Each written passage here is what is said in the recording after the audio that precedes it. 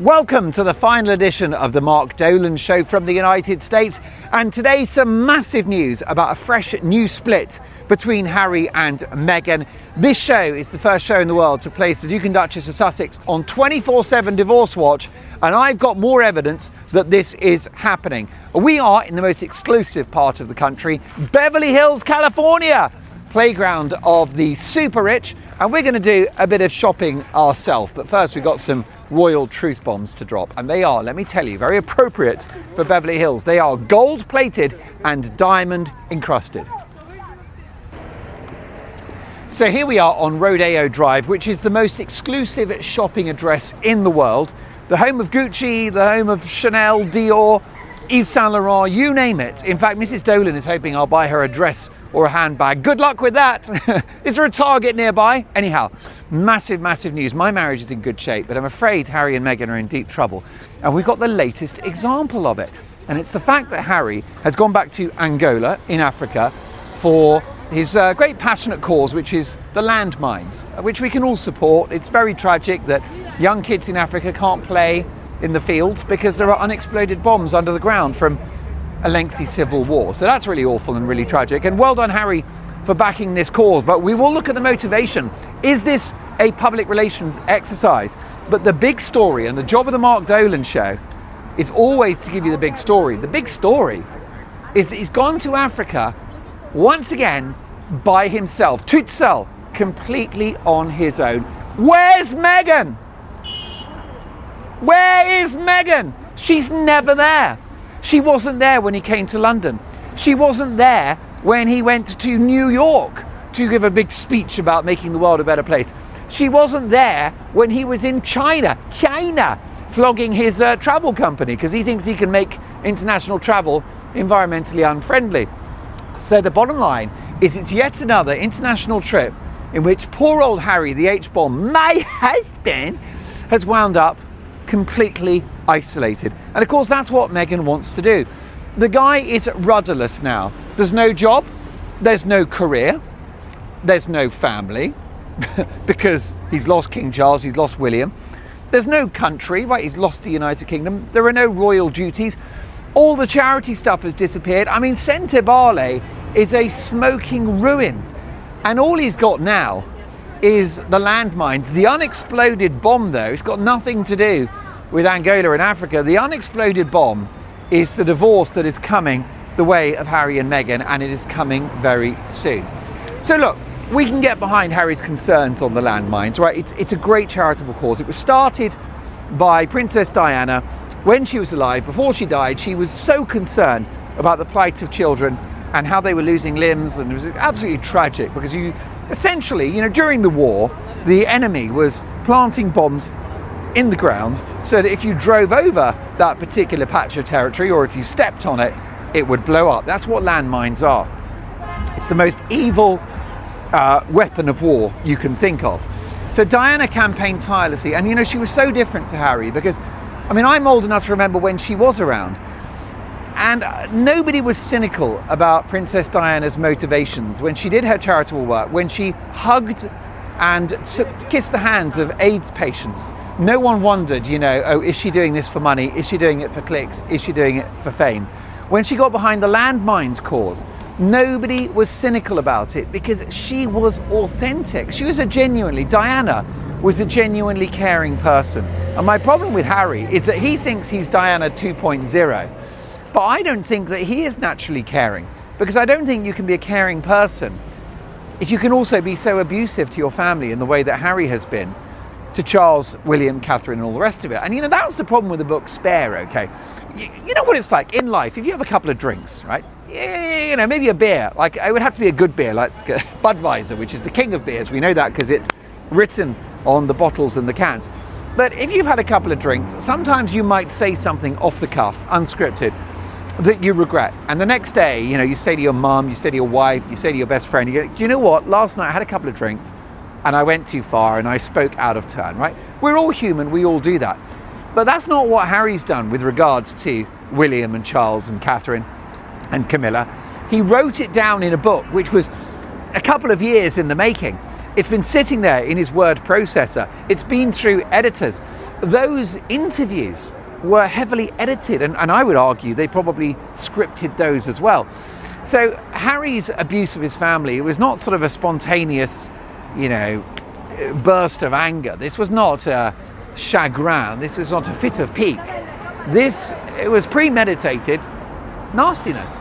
So I'm not buying it that Harry's now off to Angola and he's worried about the landmines and that he's Diana 2.0. Harry is not Diana 2.0. He's not even Prince Andrew 2.1.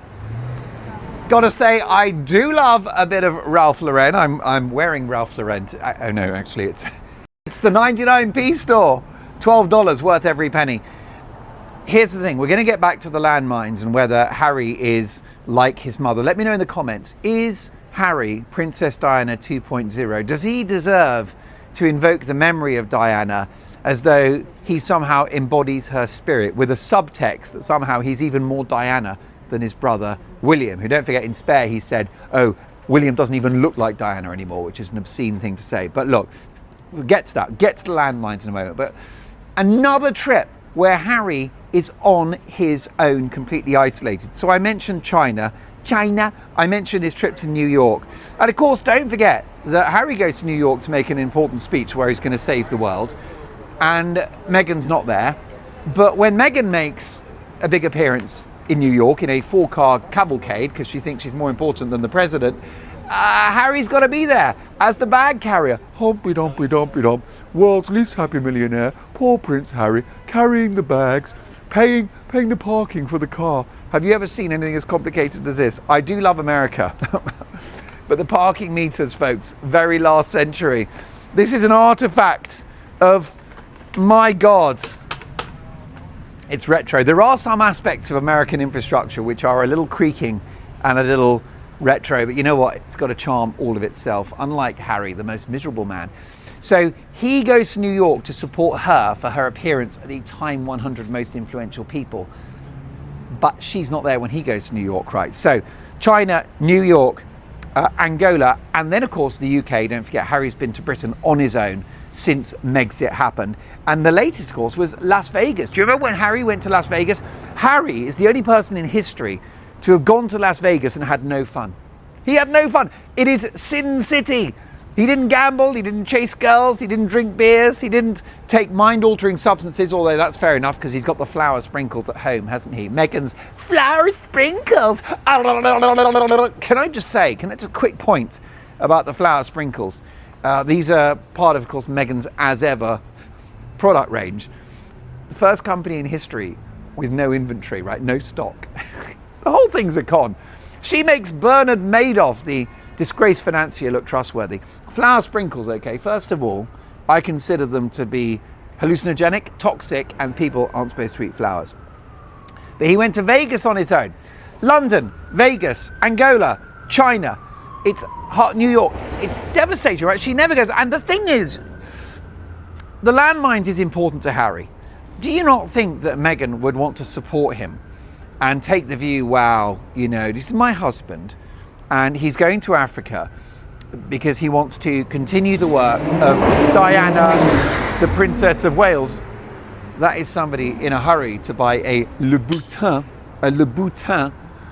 handbag. Shall I, by the way, can I ask for your help? Because Mrs. Dolan, she wants a Chanel handbag. Can we all agree that they were sold out when I got there? Can you keep my secret? They were sold out. I went to the Chanel, $25,000, sold out. Had to go to Target. I'm so sorry. I found you something in Bloomingdale's made of polyester. Very environmentally friendly. Okay. She doesn't travel with Harry. She won't travel with him, and that's because the messaging is clear. She doesn't buy into what he's doing. She's not happy with all the court cases because Harry loves to sue people. That's his only job now, is suing people, and he always loses.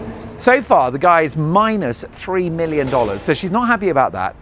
And she's not interested in his travel company, and she wasn't happy that he went to Vegas, and she never supports him. But do you not think that she should go and support him with the Diana cause, right? The landmines. Is Meghan not concerned about kids being exploded when they play soccer in a kind of disused field somewhere? Is that not a cause that she can get behind, given that we're told that Meghan is the greatest humanitarian since Mother Teresa? And so it tells you everything, that if Diana, if the memory of Diana is not enough to get Meghan to support Harry, then the marriage is over. Okay, because that clearly matters to Harry. And what Meghan should say is, Harry H, my darling, H, my husband. Don't you think? She should say, Harry H, I'm going to support you in Africa because this is your mother's charity. And she was so worried about the landmines, and you're going to carry it on. I'm going to support you very visually, holding your hand and being part of this, because that is how it's supposed to be. I mean, it's like in politics, you got the president and the first lady. They're supposed to have your back. I mean, that is a traditional relationship, isn't it? What about that song by Tammy Wynette? Stand by your man. Because that's love. And there's no love for Meghan. So I feel, actually, for the first time since I got here in America, I actually feel sorry for Harry, for the H-bomb, for my husband, because he is going on his own to Africa with the wife having effectively dumped him. I mean, this is not, there's a joke about, Woody Allen talked about how his marriage was so bad that he couldn't get a date for New Year's Eve, right? Woody Allen joke. Okay, he's just bought a Giorgio Armani belt. So we'll tell Mrs. Dolan that the Chanel handbags had sold out and that we had to go to... Do you know what I'm going to do? I'm going to go to Walgreens and get her some lovely exfoliants. Don't you think that's enough? Let me know in the comments, what gift should I bring back to Mrs. Dolan? I can go to CVS and I can get her some deodorant, because I will tell you with Mrs. Dolan, she's a very human person. She's very biological, and she sweats and she excretes. So I think a nice deodorizing sort of balm would be, you know what I mean? I think that would be, we could get something that's, maybe antibacterial, I think would suit her. And so I'll do that. We'll get maybe some hair removal products as well. I think that's I'm going to go to Walgreens and CVS, and we're going to come home with a bunch of goodies for Mrs. Dolan. But let me know what I should bring back for Mrs. Dolan from the United States. So just a bit of context on this trip to Angola. So Harry is visited Angola's, this week, he's just come back. He's visited Angola's largest minefield, following in the footsteps of Princess Diana. His mission was to continue her legacy. He was pictured in Quito, Carnivale, where the threat of landmines remains severe, even 28 years after Diana's last visit. The quote from Harry, "Children should never have to live in fear of playing outside or walking to school. Here in Angola, over 3 decades later, the remnants of war still threaten lives every day." And that's fine. Well done, Harry. It's a good cause. But like I said, since the book and the documentaries and the Oprah interview, I have to question everything Harry does, because there is zero trust. I just don't trust Harry anymore. And I used to love him. He was my favorite royal. I thought he was a character. I thought Harry was the kind of royal that we would all be. If you woke up one morning and you were third in line to the throne, you'd be like, okay, well, look, I'm massively royal, but I'll never be king. So I can just enjoy myself and have a few beers and have some fun. And that's what Harry was. And that's why people liked him, they related to him. But he became so miserable ever since he met my husband. So I don't like these quotes, because I'm like, the guy has lost the moral high ground now. He's lost his authority. I don't care what he says. Whatever he says now, to me, it's waffle. Because I'm not going to hear, you're not going to tell me that he's Mr. Nice Guy, whilst he can be so cruel, not just to Charles, William and Catherine, but of course, most importantly, to Queen Elizabeth II, who had to live with the threat of that book Spare that was coming, that affected her health. And she had to deal with Meghan's alleged bullying behaviour in the palace.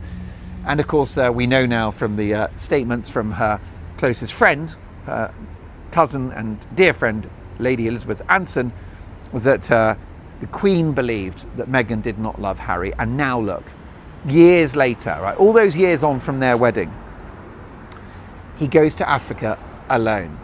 He cuts a lonely figure. It reminds me of when the Queen went to India. The Queen, Freudian slip, it was Diana. She was my queen. Elton John's My Queen, that's another story. And I can't explain, but there's something about the way you look tonight takes my breath away. By the way, if I keep the singing going, they might actually throw me some money. Because, and the thing is, we are in Beverly Hills. It's very possible, it's perfectly possible that a record producer could be walking down the street buying some Louboutin sandals for his wife, and he hears my voice, right? Da da da da da. There was a time when everything. And I could pick up a record deal here, but what I also could do is they could throw some dollars my way. I could put like a plastic glass on the floor and see how much money I can raise, so I can get some cash towards Mrs. Dolan's Chanel handbag, which sold out. We might go. Do you know where I might go? I might go to Whole Foods. No, do you know where I get? It's a bit pricey. I'm going to go to Walmart and get my wife some. You know, good practical cookware. She get a frying pan. Wouldn't that be a nice thing to bring back? A little Teflon with non-stick? I think so. I'll tell you what is non-stick at the moment, Harry and Meghan's marriage. So, he was in Luanda. He met the chief executive of the Halo Trust, which is a great charity which works to remove these landmines. He met the president of Angola. Of course, by the way, this is the thing about Harry. Should we go for a walk? The thing about Harry, of course, I don't like these foreign trips, because he gets to pretend that he's still Prince Harry. And it's the ceremonial thing, isn't it? He gets out of the plane, they put a garland around his neck, he meets the dignitaries, he kisses the ground, and he can pretend that he's part of the royal family. And Meghan loves that too. Do you remember when they went to Nigeria and the Nigerians rolled out the red carpet? And it was just disgusting, because it was another example of how Megxit was a divorce in name only from the United Kingdom, right? They pretended they were leaving their royal duties, but of course they've stayed. And so now Harry gets his little 15 minutes of fame by saying, oh, I'm so worried about the landmines. Well, I'm going to get off a plane and I'm going to shake hands with presidents because I'm still a global figure. He thinks he's a global figure. Harry is not even local. I mean, even in Montecito, he's a nobody. Just rattles around the place. It's quite pathetic, really, and it's quite sad. So he's been meeting all of these people, these dignitaries. He said the Angolan government's continued commitment is a powerful testament to Halo's success in saving lives and reducing humanitarian risk. Good, we support that. He says, we thank President Lourenço for his leadership and partnership. Who's he thanking? What does he think? He's blinking head of the United Nations or something? What are you, Bill Gates? Barack Obama or something? The Pope? The President of the United States? Get over yourself, Harry.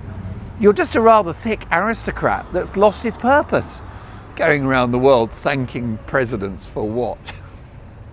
Thanks for nothing. I think the president would be furious. I would have thought that his arrival of Angola, he gets to Angola and the president's thinking, I was worried about the landmines, but I'm more worried about this miserable aristocrat, Prince Harry, the world's least happy millionaire. Who cares about the landmines when we've got this misery guts bringing down the mood and depressing the hell out of everyone? So also the other thing we need to talk about is the timing of this. Why has he done this now? Well, we of course know that Charles and Harry's people have been talking, high-level summit, which I believe is dead on arrival because Charles is now raging at the fact that the meeting was leaked and it clearly didn't come from the palace. Now, I will say that the Markles of Montecito have denied it.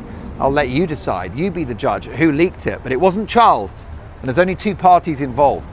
Who knows? But the bottom line is that I suspect Harry has made this move in order to boost his flagging profile, to get brownie points, to have column inches, to be talked about again, to be relevant, and also possibly to oil the wheels of a rapprochement with his dad. Although I've got another big development for you, which is that it turns out that William was not invited to these high-level talks between Harry and Charles. And that is crazy of Harry not to say, listen, do you know what? Like I said in yesterday's video, William is a tough nut to crack. Let's get him into these negotiations. You cannot have, when there's a war, you need the leaders of all the countries around the table. If you're going to fix the Ukraine war, you're not going to do that without Volodymyr Zelensky. Do you know, I wouldn't rule out, that could be aboard Prince Harry, just driving around in a hot rod, because he's got nothing else to do with his time. He's back from Angola. Sounds like there's a landmine in that car of his. So it's quite shocking that the poor William has got to deal with this. I've got a development on that. So William and Catherine's people have put some feelers out in the press. There are no plans to make contact with or arrange to see the Duke of Sussex in the near future. So what we're hearing from the William and Catherine camp is that they're not interested in engaging with Harry whatsoever, but it is worth saying they were not invited. William's people were not invited to the summit.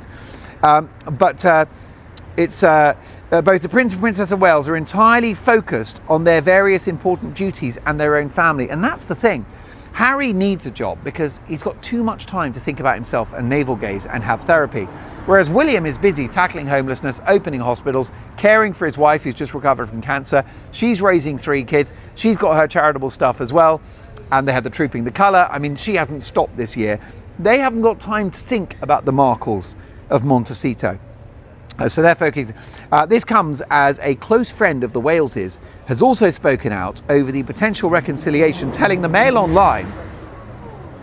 Now this guy is starting to annoy me, right? This is a BMW that's tearing up and down Rodeo Drive in a very noisy, environmentally unfriendly car. I think it might be that Kanye West. Are you familiar with Kanye West? He's a very silly man who was married to Kim Kardashian, who's a very beautiful lady. She's an accomplished film actress. I'm a particular fan of her early work on the internet. Amazing acting. It brought a tear to my eye. That first video on YouTube, I had goosebumps. Kim Kardashian is, I mean seriously, Meryl Streep, eat your heart out. She's a woman of substance. Kim Kardashian, famous for her rather built up derriere. Good luck to her, no problem with that. But he went crazy, and I think that might be Kanye West zooming around in his car because he's got nothing else to do either except feel sorry for himself. Crazy, crazy man. So I'm going to read you this Mail Online exclusive. William and his wife Kate had not been made aware of the meeting. They didn't even know about the meeting. How does that make William feel? To know that matters that will affect him when he's king have not included him in the conversation. What an insult and a big mistake by Charles. They've been deliberately left out, say the Mail Online source. The quote is, "It's no coincidence that William and Catherine did not have a representative at the Royal Overseas League. They were not asked to send anyone and will be treating the talks with extreme caution." I should think so. The insider close to the Waleses referred to one of the biggest obstacles in the way of a rapprochement process between the Sussexes and the rest of the royal family, and that is the loss of trust. Well, that's exactly it. And that's what I said to you earlier. I don't trust Harry. And now he goes to Africa and he's a humanitarian and I don't buy it. He's deeply in love with Meghan Markle and I don't buy it. He's an entrepreneur who's going to make a fortune. I don't buy it. None of it's real. He's become just as fake as Meghan Markle and the whole thing breaks my heart. But what can you do? The world's gone mad. Now, folks, so many more adventures from the Mark Dolan Show. We get back to London, to my world studio, when I'll be dropping royal truth bombs. But I also want you to tell me something about the channel, okay? When I get back to London, I'm back in my studio, I've got the editing software, I've got the green screen, still got cameraman John. What else would you like from the show? Let me know what you would like from the Mark Dolan Show, because of course we love our royal gossip, but there's so much going on in the world. We've got entertainment, we've got politics, you've got sport, cookery, there's a lot. But seriously, what other topics would you like the Mark Dolan treatment of? Okay, let me know what areas, what things interest you that get you really worked up and angry and excited and furious and all the rest of it, and we'll cover that because the Mark Dolan Show has now reached 100,000 subscribers, thanks to you. But it's going to be 1 million subscribers because we have a simple goal, which is the #1 talk show in the world. And the way I'll do that is by listening to you, serving you, and giving you a show that belongs to us and which represents the stuff that you care about. But my job is to shock, entertain, inform and debate with you on a daily basis, and we've got so many more adventures to come. And when we reach 1 million subscribers, then I will buy Mrs. Dolan a handbag at Christian Dior. But until then, it's Target all the way, who by the way are welcome to sponsor the show.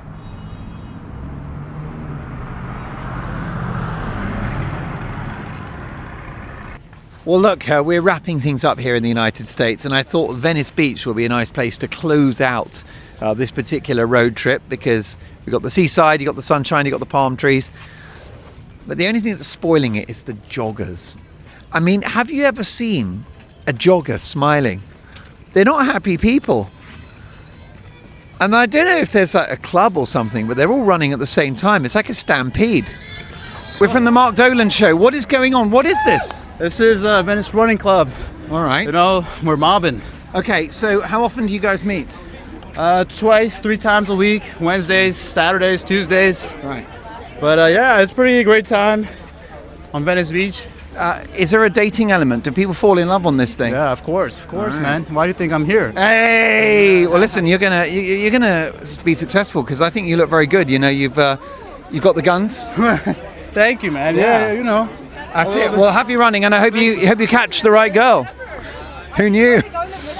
Oh, romance isn't dead, folks. Hello, are you real Americans? No. Oh no, that's a shame. Don't tell the president. They're in a flight back home before they know where they are. Yikes! Guys, where are you running to? Through Venice. All right. Is this a regular thing? Yep, every Sunday and Saturday and Wednesday. Well, that's very good. And while I've got you, what does America think of Harry and Meghan? Honestly, I have no idea. Do you care? Nope. Well done, cameraman John. That's the first bit of exercise cameraman John's had in about a year. Are you American? No. Where are all the Americans? Oh my goodness. It is lovely around here, but this is a runners club. I have done a bit of running in the past, but I don't need to be in a club. I don't need 1,000 other people to encourage me to do an activity. I'm personally very self-motivated. In fact, I don't want to be around others with all that sweating. I mean, there's hundreds of them. Look at this. This is absolutely wild. Let's go with this guy. We actually need to go with someone slow. Would you like to be on TV? No, thank you. Have a great run. Are you American? No, I'm not. Okay. What do you think of Harry and Meghan? I like them. Yeah? Do you think they should stay in America or go back to England? I think they do whatever makes them happy. Oh, that's very nice. Have a great run. Thank you. What a lovely positive vibe. I think some of these runners are on the flower sprinkles, because they're all very jolly and upbeat. It's not a natural energy they've got. That is synthetic. Well, obviously, I mean, basically, you've got most of California out jogging this afternoon. There's a lady there with her dogs. How about that? She's taken the hounds with her. It's funny, isn't it? Because you've got big chunks of America where there is an obesity crisis, but California didn't get the memo. Everyone here is very fit and active. So let's see if we can find some more Americans to talk about Harry and Meghan. And folks, are you real Americans? No comment. I did hear a slightly Venezuelan accent from that guy, so I'll be asking to see his papers later. I don't really know what America thinks of Harry and Meghan, I've got to say, except from the comments on the Mark Dolan show, and I would say it's mainly negative. But I suppose there's an element of loyalty towards the Sussexes here, because Meghan is American and the Americans are patriotic. Come on then, let's go. You're on TV, and you know what's great, right? You're out running, which is good for your body, and now you're going to be famous as well. I can't wait. Now, I've got a question for you. First of all, what does America think of Harry and Meghan? Who? The Duke and Duchess of Sussex. Meghan Markle? Are you familiar with Meghan Markle? Are you from the UK? Yeah. Which part? London. Oh, I love London. So you don't know who Meghan Markle is? I do know them. I wasn't sure. Oh, I see. I've just been running. Now listen, we don't want to slow you down. No, you're not slowing me down. I'm slowing you down. That's great. So that's it. So what do you think of Meghan? She was on the TV show Suits. I think she was really great on that show. Yeah. And people love her for that.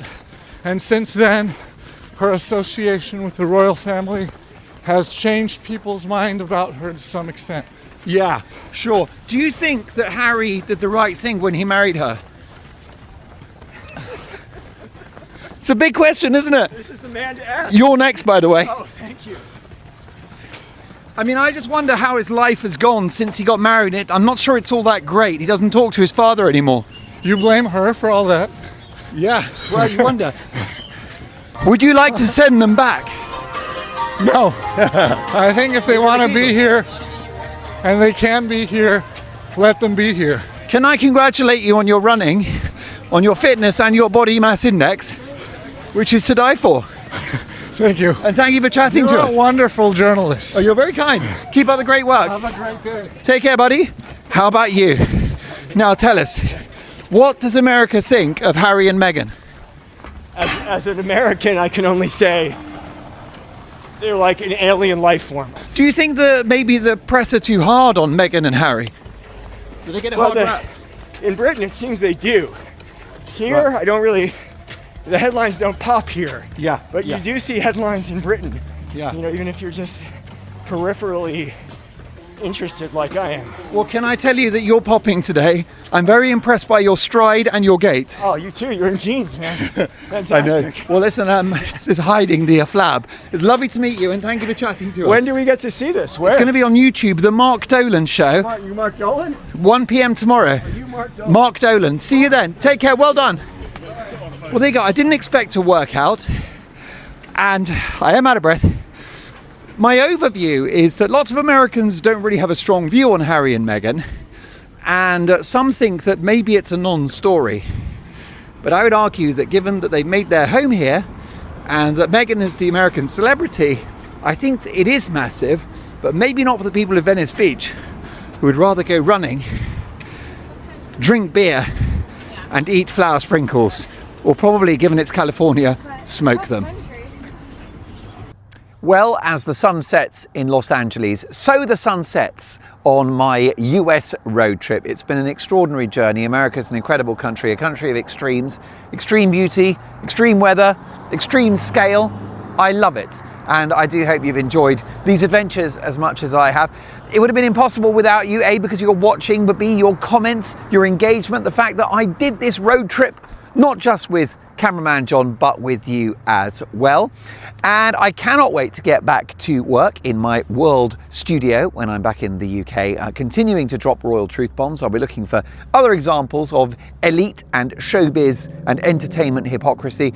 I'm always looking for good stories with which to entertain you. I will say that we've been here now for 3 weeks, and it's been a learning experience. It's been challenging, it's been exhausting, it's been exhilarating, it's been educational.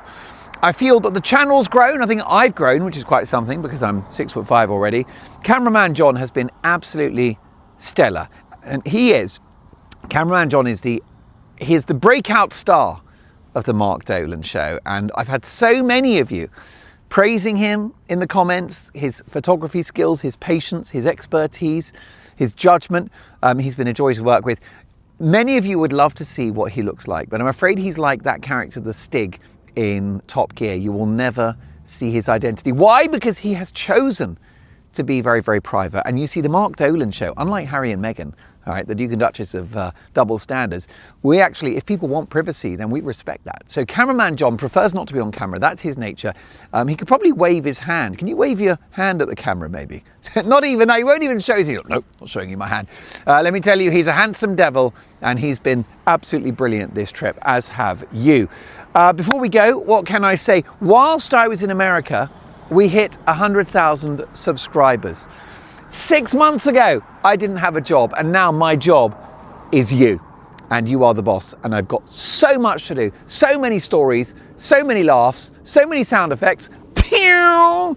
Pew! My husband! I'm still standing. Yeah, yeah, yeah. So all of that is to come. I'll see you back in London. Thanks for watching. Big love. Bye for now.